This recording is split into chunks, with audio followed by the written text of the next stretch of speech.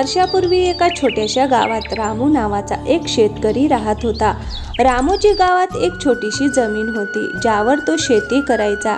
रामू खूप कष्टाळू होता. तो सूर्योदयापूर्वी उठून शेतात काम करायला जायचा.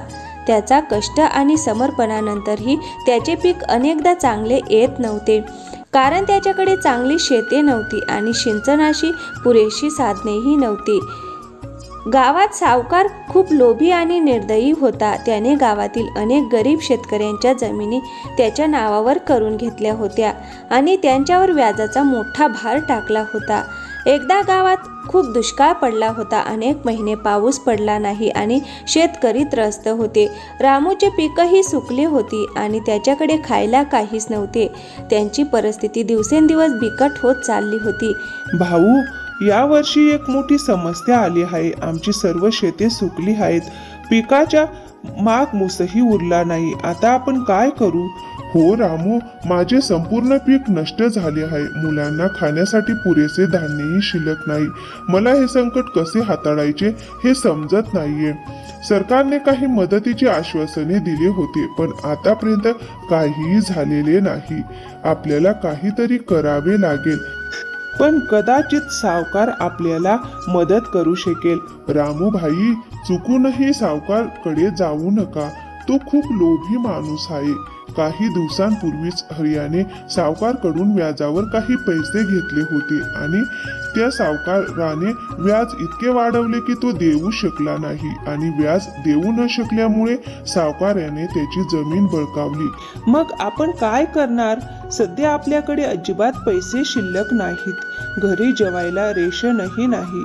आता काहीही झाले तरी सध्या फक्त सावकारजी आपला आधार आहेत. चला आता त्यांच्याकडूनही काही पैसे मागूया, मग आपण त्यानंतर त्याबद्दल पाहूया.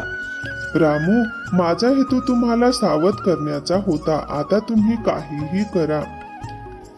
भविष्य तुमच्यावर अवलंबून आहे. मला वाटते की आपण पंचायतीशी बोलले पाहिजे. कदाचित ते यावर उपाय शोधू शकतील. तुम्ही बरोबर आहात रामलाल. आपण सर्वजण एकत्र येऊन पंचायतीत गेलो आणि त्यांना आपली परिस्थिती सांगितली तरच आपण या समस्येचा सामना करू शकतो. जर तुम्ही आम्हाला सांगितले तर कदाचित आपण यावर उपाय शोधू शकतो.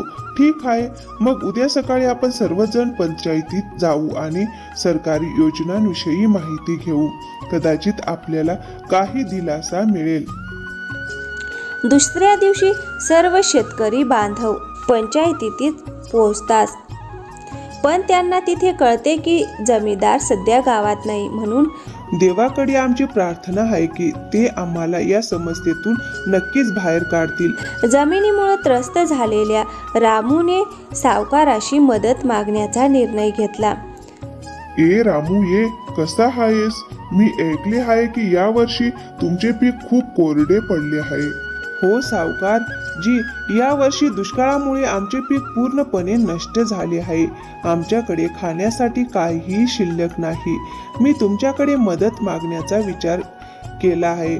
मदत करा प्लीज, मदत करा. का नाही, पण तुमच्या मदतीच्या बदल्यात मलाही काहीतरी हवे आहे. तुम्हाला काय द्यायचे आहे? सेठजी, माझ्याकडे देण्यासारखे काही नाही, पण मी वचन देतो की माझे पीक वाढताच मी आधी तुमच्याकडून घेतलेले कर्ज त्या पिकांच्या विक्रीतून मिळवलेल्या पैशाने फेडेन. बघा भाऊ रामू, व्याज म्हणजे तुम्हाला माझ्याकडे काहीतरी गहाण ठेवावे लागेल. तुमची जमीन आहे ती माझ्याकडे गहाण ठेवा. ठीक आहे सावकारजी, जोपर्यंत तुमचे पैसे परत करत नाही तोपर्यंत माझी जमीन तुमच्याकडेच गहाण राहील. आणि हो, या कागदावर सही करा. जोपर्यंत तुम्ही माझे संपूर्ण कर्ज परत करत नाहीत तोपर्यंत तुमची जमीन माझ्याकडे गहाण राहील आणि जर तुम्ही कर्ज परत करू शकत नसाल तर ही जमीन माझी होईल. सावकार, मी वचन देतो की कठोर परिश्रम करेन आणि लवकरच तुमचे कर्ज फेडेन. मला फक्त काही बियाणे आणि अन्न पदार्थ घ्यायचे आहेत. ठीक आहे रामू, मी तुम्हाला काही पैसे उधार देतो. येथे तुमच्यासाठी काही बियाणे आणि अन्न पदार्थ घ्या. धन्यवाद सावकारजी. रामू त्या कागदपत्रांवर अंगठ्याचा ठसा उमटवतो. सावकार धनराजने आपल्याला कर्ज दिले आहे, पण त्याने आपली जमीन गहाण ठेवली आहे. जर आपण वेळेवर कर्ज परत करू शकलो नाही तर आपली जमीन त्याची होईल. आपण आशा सोडायची नाही. आपण कठोर परिश्रम करू आणि या वर्षी आपण चांगले पीक उभारू. आपण चांगले पीक घेऊ. आपली मेहनत आणि प्रामाणिकपणा आपल्याला वाचवेल. आपल्याला फक्त एकमेकांवर विश्वास ठेवायचा आहे. तू बरोबर आहेस सीता. आपण एकत्र कठोर परिश्रम करू आणि यावेळी आपले पीक नक्कीच चांगले होईल. देव आपल्या सोबत आहे.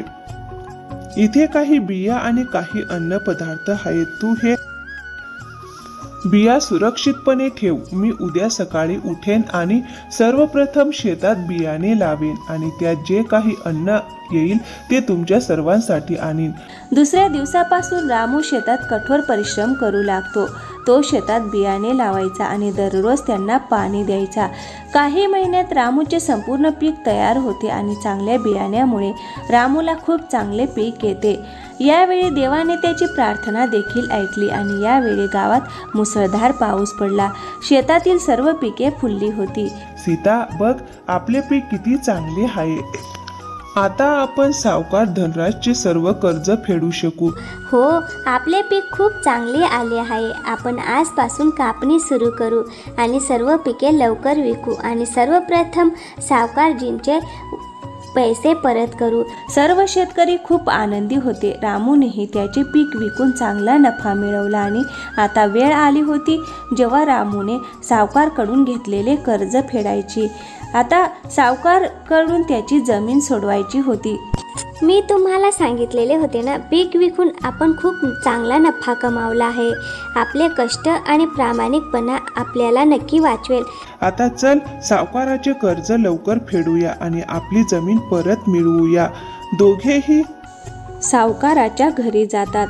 सावकार, हे घ्या तुमचे पैसे आहेत जे मी तुमच्याकडून कर्ज म्हणून घेतले होते. हे पैशाचे पूर्ण व्याज आहे. आता तुम्ही आमची जमीन आम्हाला परत करा. हे खूप कमी पैसे आहेत. तुम्ही कर्ज पूर्वीपेक्षा जास्त झाले आहे कारण तुम्ही वेळेवर व्याज फेडले नाही. आता तुम्हाला अधिक मेहनत करावी लागेल. पण सावकारजी, तुम्ही कोणतीही विशिष्ट तारीख सांगितली नव्हती. तुम्ही सांगितले होते की पैसे येतील तेव्हा तुम्ही ही जमीन सोडवू शकता. आणि आता तुम्ही म्हणत आहात की आम्ही वेळेवर व्याज फेडले नाही. सावकारजी, माझे पीक तयार होताच मी वेळेवर व्याज भरायला आलो आहे. पीक तयार झाले होते. मी पिके कापण्यास सुरुवात केली आणि विकल्यानंतर मला मिळालेल्या पैशातून मी थेट तुमच्याकडे आणले. बघा रामू, या कागदावर स्पष्ट लिहिले आहे, जर तुम्ही 15 दिवसांच्या आत व्याजाचे पैसे परत केले नाहीत तर ही जमीन माझी होईल आणि त्यानंतरही तुम्हाला तुमची जमीन परत हवी असेल तर तुम्हाला 20% जास्त व्याज द्यावे लागेल. हा अन्याय आहे सावकारजी. आम्ही पूर्ण रक्कम भरली आहे. तुम्ही आमच्याशी असे कसे करू शकता? हे सत्य आहे. जर तुम्हाला तुमची जमीन परत हवी असेल तर 20% व्याजाचे पैसे आणा. आता जा आणि अधिक मेहनत करा. आता निघत आहोत, पण लक्षात ठेवा, मी माझी जमीन तुमच्याकडून परत घेईन. मी सर्व गावकऱ्यांना तुमच्या बेईमानीबद्दल आणि तुम्ही गरीब आणि निष्पाप शेतकऱ्यांचा कसा फायदा घेता याबद्दल सांगेन.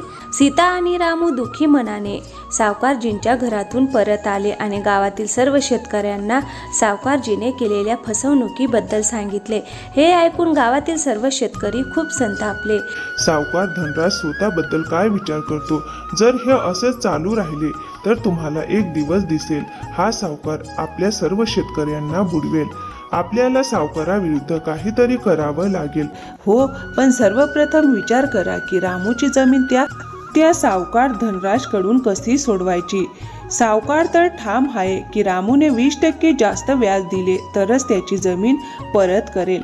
आपण पंचायतीकडे जाऊन याबद्दल तक्रार केली पाहिजे. आता जमीनदार साहेब घरी असले पाहिजेत. पण मला वाटते की आपण एकदा सावकाराशी बोलले पाहिजे. जर सावकार धनराज प्रेमाने सहमत असेल तर ठीक आहे, अन्यथा आपण पंचायतीबद्दल तक्रार करू. सर्व शेतकरी एकत्र सावकाराकडे जातात. सावकार धनराजजी, तुम्ही रामूची जमीन का बळकावली? तुम्ही त्यांची जमीन परत करा. जेव्हा रामूने तुम्हाला सर्व पैसे दिले आहेत तेव्हा तुम्ही त्यांची जमीन परत का करत नाही आहात? तुम्हाला कोणी सांगितले की रामूने सर्व पैसे परत केले आहेत? रामूने फक्त काही पैसे परत केले आहेत. उर्वरित व्याज अद्याप देणे बाकी आहे. जोपर्यंत ते पैसे माझ्या हातात येत नाहीत तोपर्यंत रामूची जमीन परत मिळणार नाही. पहा सावकारजी, आम्हाला हे देखील माहिती आहे की तुम्ही व्याजावर पैसे देण्याच्या बदल्यात आम्हा गरीब शेतकऱ्यांना खूप लुटता. जर तुम्ही रामूची जमीन ताबडतोब परत केली नाही तर आम्ही पंचायतीकडे जाऊ आणि जर आम्ही तुमचे नाव पंचायतीला दिले तर तुम्हाला हे देखील माहिती आहे की संपूर्ण गावात तुमची किती बदनामी होईल. म्हणून जर तुम्ही रामूची जमीन परत करू शकत असाल तर ते करा, अन्यथा आम्ही पंचायतीकडे जाऊ. पंचायतीचे नाव ऐकून सावकार धनराज थोडा घाबरतो. जर प्रकरण पंचायतीपर्यंत पोहोचले तर संपूर्ण गावात माझी बदनामी होईल. नाही, मी हे होऊ देऊ शकत नाही. मला वाटते की मला रामूची जमीन परत करावी लागेल. मग एक काम करू, मी त्याची जमीन परत करीन. किमान गावात माझी प्रतिष्ठा कायम राहील.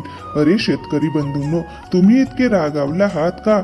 ती फक्त जमिनीचा तुकडा आहे. ठीक आहे रामू, मी तुझी जमीन तुला परत करत आहे आणि तुम्हाला आता कोणतेही व्याज द्यावे लागणार नाही. मी तुमचे व्याज माफ केले आहे. या घटनेने रामूला शिकवले की कठोर परिश्रम आणि प्रामाणिकपणाने प्रत्येक अडचणींवर मात करता येते. तसेच गावातील लोकांना हे देखील शिकायला मिळाले की एकतेत ताकद असते. रामू आणि त्याचे कुटुंब आता आनंदाने त्यांच्या शेतात काम करतात आणि गावातील लोकही एकमेकांना मदत करतात. अशा प्रकारे गरीब शेतकरी रामूने आपल्या कठोर परिश्रम, प्रामाणिकपणा आणि गावाच्या एकतेने आपली जमीन आणि इज्जत दोन्ही वाचवली.